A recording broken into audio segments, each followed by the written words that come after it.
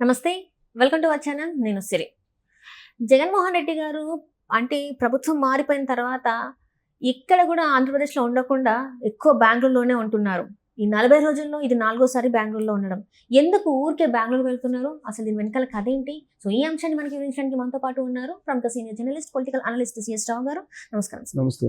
సరే, ఇప్పుడు ఎన్నికలు జరిగిన తర్వాత ఈ 45-40 రోజుల్లోనే ఇన్నిసార్లు బెంగళూరుకి వెళ్ళారు. గతంలో చూసుకుంటే నా ఇల్లు ఇక్కడే, నేను ఇక్కడే అని చెప్పిన జగన్మోహన్ రెడ్డి గారు అసలు ఆ ఇంట్లో ఉండకుండా అక్కడెక్కడో బెంగళూరులో ఉంటున్నారు. ఎందుకు, ఏంటి, ఏమైనా మంత్రాలు ఏమైనా జరుపుతున్నారా?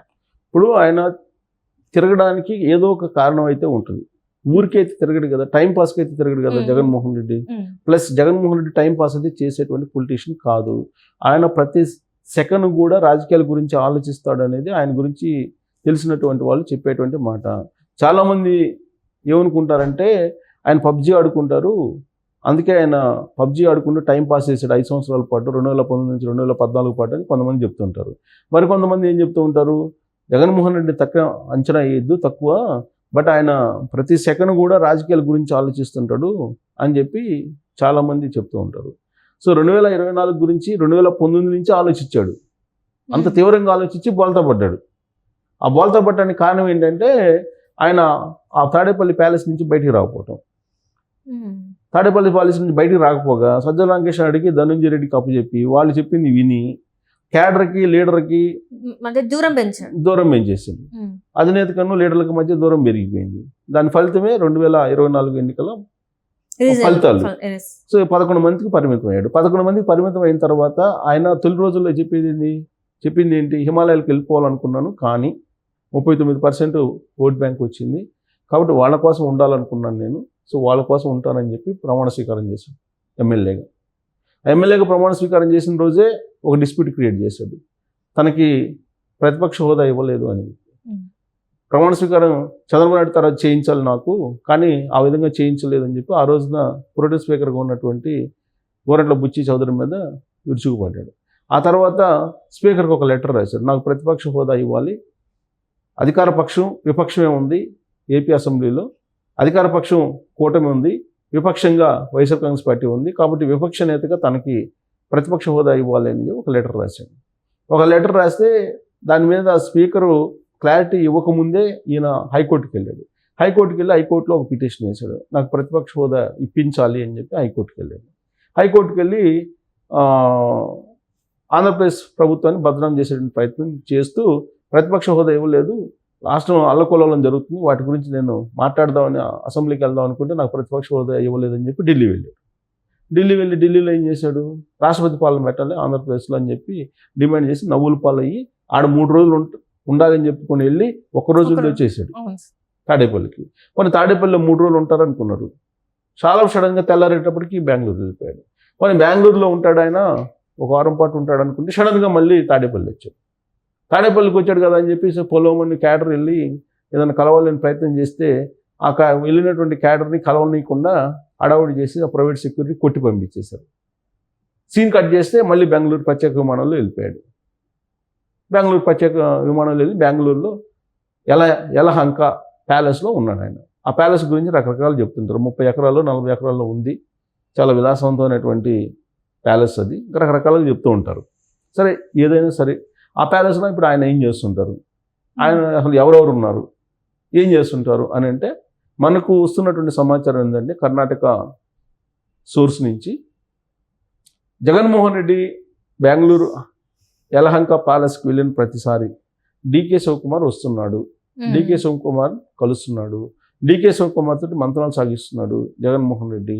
వీళ్ళిద్దరు కలిసి రాజకీయాన్ని రక్తి కట్టిస్తున్నారు, ఆంధ్రప్రదేశ్లో ఏం చేయాలి అనే దాని మీద మాట్లాడుకుంటున్నారు అనేది అక్కడ కర్ణాటక వర్గాల నుంచి వినిపిస్తున్నటువంటి మాట. సో డీకే శివకుమార్ అనేది ట్రబుల్ షూటర్, ఆయనకి పేరుంది. అంటే సంక్షోభం ఉన్నప్పుడు ఆ సంక్షోభం నుంచి పార్టీని బయటేయడానికి ఆయన చాలా తెలివిగా వ్యవహరిస్తుంటాడు అనేది ఆయనకు ఉన్నటువంటి ఒక క్రెడిట్. అందుకే కాంగ్రెస్ పార్టీ ఆంధ్రప్రదేశ్లో బలోపేతం కావడానికి ఏం చర్యలు తీసుకోవాలి అనే దాని మీద డీకే శివకుమార్కి అప్పచెప్పారు ఆ బాధ్యత. దాంట్లో భాగంగా ఆంధ్రప్రదేశ్ కాంగ్రెస్ అధ్యక్షురాలుగా షర్మిలని నియమించడానికి సహకరించింది, నియమించాలని సూచించింది కూడా డీకే శివకుమారే. ఇందుకు డీకే శివకుమార్ ఎందుకు దీంట్లో ఇన్వాల్వ్ అయ్యి ఉన్నాడు అని అంటే, డీకే శివకుమార్కి వైఎస్ ఫ్యామిలీకి అనాదిగా ఫ్యామిలీ రిలేషన్స్ ఉన్నాయి, వ్యాపార సంబంధాలు కూడా ఉన్నాయి. సో ఆ సంబంధాల కారణంగానే ఇప్పుడు జగన్మోహన్ రెడ్డి డీకే శివకుమార్ తోటి కలిసి రాజకీయపరమైన వ్యూహాలు రచిస్తున్నారు, బెంగళూరు కేంద్రంగా చేసుకొని యలహంక ప్యాలెస్ని బేస్ చేసుకొని అని చెప్పి వినిపిస్తుంది.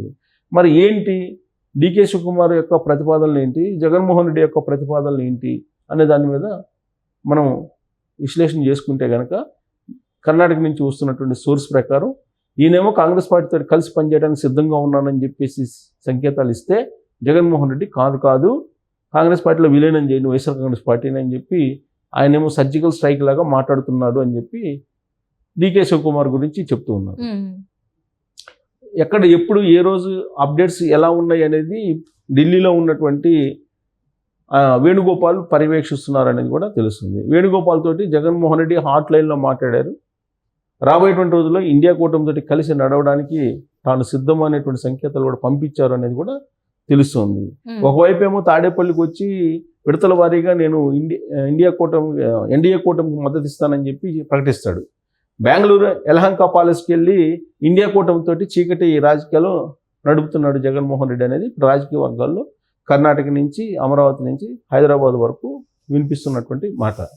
సో ఇప్పుడు ఇంతకీ ఏం జరగబోతుంది, జగన్మోహన్ రెడ్డి ఇన్నిసార్లు అడావుడిగా తిరగడానికి కారణం ఏంటి అని అంటే, వైఎస్ఆర్ కాంగ్రెస్ పార్టీ వర్గాలు ఏం చెప్తున్నాయి, పాస్పోర్ట్ రెన్యువల్ చేసుకోవడానికి వచ్చాడు తాడేపల్లికి, అంతే తప్ప వేరే కారణం లేదు. అందుకని మళ్ళీ పాస్పోర్ట్ రెన్యువల్ చేయించుకుని సతీ సమేతంగా వెళ్ళిపోయాడు, బెంగళూరు వెళ్ళిపోయాడు. బెంగళూరులోనే ఆయన రాజకీయాలు నడుపుతాడు. ఇప్పుడు ప్రజెంట్ ఎన్డీఏ కూటమి ప్రభుత్వం ఉంది, దానికి ఇంకొక 3-4 నెలలు టైం ఇవ్వాలి. టైం ఇచ్చిన తర్వాత అప్పుడు ప్రజాక్షేత్రంలోకి డైరెక్ట్గా డిసెంబర్ జనవరి నుంచి ప్రజాక్షేత్రంలో దిగడానికి రెడీ అవుతాము. ఈ లోపల బెంగళూరులోనే ఉండాలి అని చెప్పి జగన్మోహన్ రెడ్డి అనుకుంటున్నాడు. ఆయన బిజినెస్లకు సంబంధించిన వ్యవహారాలు అవన్నీ చూసుకోవాలనుకుంటున్నాడు అనేది వీళ్ళు చెప్పేటువంటి వాదన.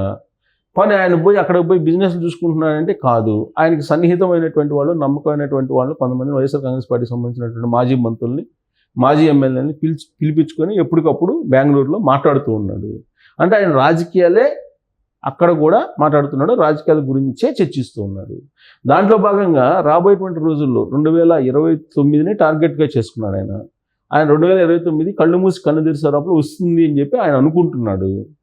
2029 కాదు, అసలు మధ్యంతరం కూడా రావచ్చు అనేటువంటి ఒక స్లోగన్ వదిలేడు ఆయన ఈ మధ్య కాలంలో. ఎందుకు వస్తుంది మధ్యంతరం, అంత బలమైనటువంటి ప్రభుత్వం ఏర్పడి అని అంటే, ఆయన ఏమంటాడు, రాష్ట్రంలో లా అండ్ ఆర్డర్ లేదు, రూల్ ఆఫ్ లా లేదు, అందుకని రాష్ట్రపతి పాలన పెడతారు, మధ్యంతర ఎన్నికలు వచ్చే అవకాశం ఉందని చెప్పి ఒక అభిప్రాయాన్ని ప్రజల మధ్యకి తీసుకెళ్ళాడు. సో ఇలాంటి పరిస్థితుల్లో జగన్మోహన్ రెడ్డి ఏం చేస్తాడు అక్కడ? ఇప్పుడు రాబోయేటువంటి ఎన్నికల్లో ఇండివిజువల్గా పోటీ చేస్తే వచ్చినటువంటి 39% ఓట్ బ్యాంక్ కూడా వచ్చేటువంటి పరిస్థితి లేదు అనేది ఆ పార్టీలో అంతర్గతంగా నడుస్తున్నటువంటి చర్చ. దానికి రకరకాల కారణాలు. జగన్మోహన్ రెడ్డి మీద పూర్తి స్థాయిలో నమ్మకం కోల్పోయారు ఆంధ్రప్రదేశ్ ప్రజలు అనేది ఒకసారి చూశారు కాబట్టి ఇక జగన్మోహన్ రెడ్డిని చూడడానికి సాహసం చేయరు ఆంధ్రప్రదేశ్ ఓటర్లు అనేది. అంత ప్యానిక్ సిచ్యువేషన్, అంత భయపించాడు ఆంధ్రప్రదేశ్లో ఉండే జనాల్ని. కాబట్టి మళ్ళీ అతనికి అధికారం ఇచ్చేటువంటి అవకాశం లేదు అనేది పబ్లిక్ నుంచి వినిపిస్తున్నటువంటి మాట.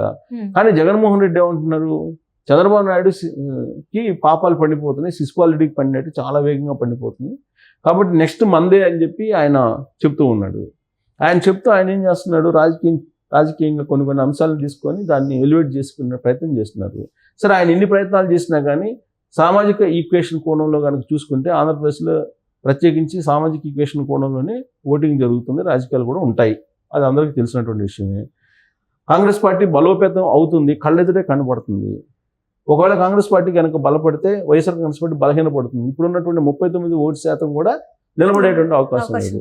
సో ప్రమాదం పొంచి ఉన్నటువంటి ప్రస్తుత తరుణంలో డీకే శివకుమార్ని ఆశ్రయించాడు, ఏదైనా సరే కాంగ్రెస్ పార్టీతో కలిసి నడవడానికి.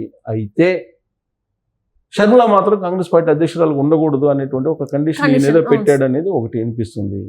అక్కడ డీకే శివకుమార్కి జగన్మోహన్ రెడ్డికి మధ్య ఒక సంఘర్షణ అయినటువంటి ఒక రాజకీయ గేమ్ నడుస్తుంది. ఈ గేమ్లో భాగంగా డీకే శివకుమార్ ఏమో వైఎస్ఆర్ కాంగ్రెస్ పార్టీని కాంగ్రెస్ పార్టీలో విలీనం చేసుకోవాలనే ప్రయత్నం ఆయన చేస్తున్నారు. జగన్మోహన్ రెడ్డి ఏం చేస్తూ ఉన్నాడు, డీకే శివకుమార్ తోటి మాట్లాడుకొని కాంగ్రెస్ పార్టీతో కలిసి నడిస్తే బలోపేతం అవుతాము, రాబోయేటువంటి రోజుల్లో పార్టీ మనుగడ సాగించాలంటే కాంగ్రెస్ పార్టీతో కలిసి నడవాల్సిందే అనేటువంటి అభిప్రాయంతో జగన్మోహన్ రెడ్డి ఉన్నారు. వీళ్ళిద్దరు భిన్నమైనటువంటి అభిప్రాయాల నడుమ యలహంక ప్యాలెస్లో చర్చలు సుదీర్ఘంగా జరుగుతూ ఉన్నాయి. ప్రతిరోజు డీకే శివకుమార్ ఏదో ఒక రోజు వచ్చి కలుస్తున్నాడు అనేది ఇన్ఫర్మేషన్. కాబట్టి వీలైనమా లేదా వైఎస్ఆర్ కాంగ్రెస్ పార్టీతో కలిసి వెళ్తుందంటే ఎట్టి పరిస్థితుల్లో కాంగ్రెస్ పార్టీ సోనియా గాంధీ కానీ రాహుల్ గాంధీ కానీ కలిసి జగన్మోహన్ రెడ్డి నడవడానికి సిద్ధంగా లేరు. ఆ విషయం క్లారిటీగా డీకే శివకుమార్ చెప్పినట్టు తెలుస్తుంది. సో ఇక ఉండేటువంటి ఒకే ఆప్షన్ విలీనం. కాంగ్రెస్ పార్టీతో విలీనం చేస్తే ఏంటి జగన్మోహన్ రెడ్డికి అనేది కూడా క్వశ్చన్ వస్తుంది కదా. సో జగన్మోహన్ రెడ్డి అసలు జైలుకి వెళ్తున్నాడు కాబట్టి భారతిరెడ్డికి ఏంటి అనేది మాట్లాడుకుంటున్నాడు అనేది ఒకటి వినిపిస్తుంది. సో కాబట్టి విలీనం అనేది తథ్యం. అందుకే ఈ అడావుడి నడుస్తుంది, విలీన ప్రక్రియ కొనసాగుతుంది. ఈ ప్రత్యేక విమానాలు వెళ్ళడం రావడం ఈ అడావుడి అంతా కూడా దాంట్లో భాగమే అనేది కొన్ని వర్గాలు కర్ణాటకలో బాగా విస్తృతంగా చర్చించుకుంటున్నాయి. సో ఈ అసలు వీళ్ళిద్దరి మధ్య ఏం జరిగింది అనేది అటు జగన్మోహన్ రెడ్డి అన్నా చెప్పాలి, లేదంటే డీకే శివకుమార్ అన్నా చెప్పాలి. వాళ్ళిద్దరు కలవడం మాత్రం కర్ణాటక వర్గాలు మాత్రం చెప్తున్నాయి. ఈ క్రమంలో ఏ రోజైనా ఏదైనా రాజకీయాల్లో జరగచ్చు.